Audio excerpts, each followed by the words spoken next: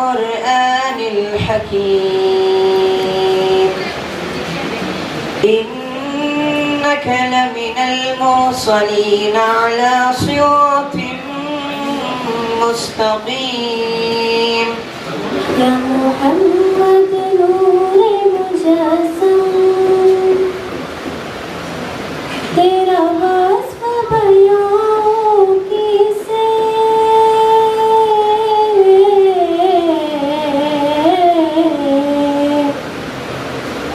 تیرا وصف بیان کیسے تیری کون کرے گا بڑائی سوگا تیری کون کرے گا بڑائی اس گرد سفر میں ہوئی ہے جبریل امین کے رسائی یا محمد نور مجسم یا حبیبی یا مولائی تصویر کمال محبت تنویر جمال خدائی یا محمد نور مجسم تمام حیدرآباد سے آئی ہوئی ٹیم اور تمام یہاں کا مینجمنٹ اور تمام یہاں کے اساتذہ اور پیارے بچوں، السلام علیکم۔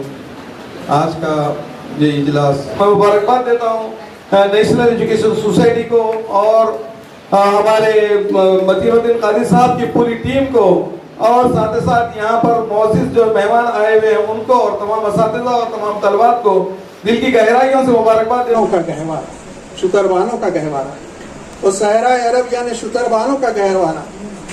گدائی میں بھی وہ اللہ والے غیور تھے، غریب تھے تو بھی مسئلہ نہیں تھا، بڑے غیور تھے۔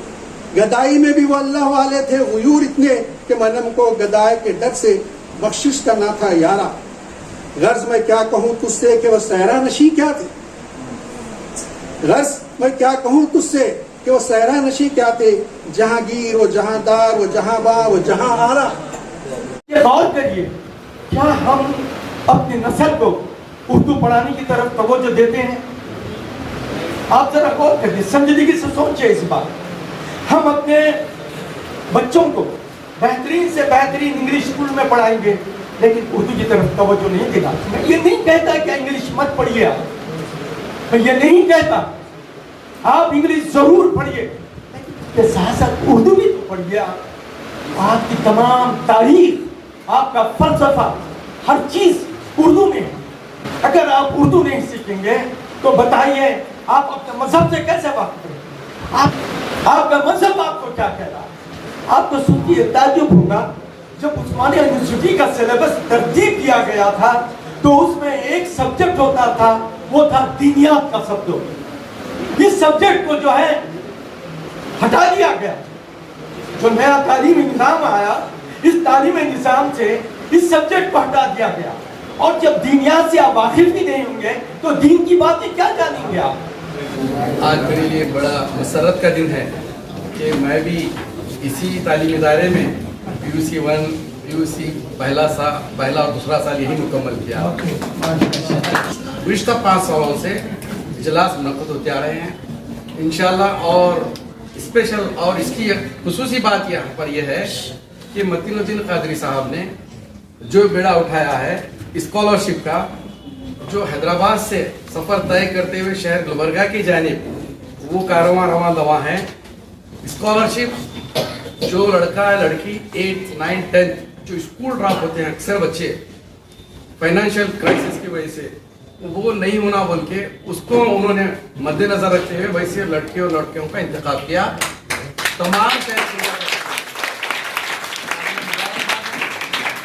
قابل مبارکباد اور قابل ستائش ہے آپ کی تمام ٹیم۔ شہر حیدرآباد چھوڑ کر گلبرگہ ہے، یادگیر میں بھی انہوں نے گزشتہ سال کیے، اورنگ آباد میں بھی گزشتہ ٹائم کیا، ابھی گزشتہ مہینے بھی وہیں تھے ڈاکٹر صاحب، اور ہم بےحد مشکور ممنون ہیں خود اپنے سے ڈاکٹر صاحب اور یوسف بیگ صاحب اور ڈاکٹر معیز کرمانی صاحب، یہ تینوں کی جو کوشش ہیں اللہ ان کی کوششوں کو کامیاب کرے۔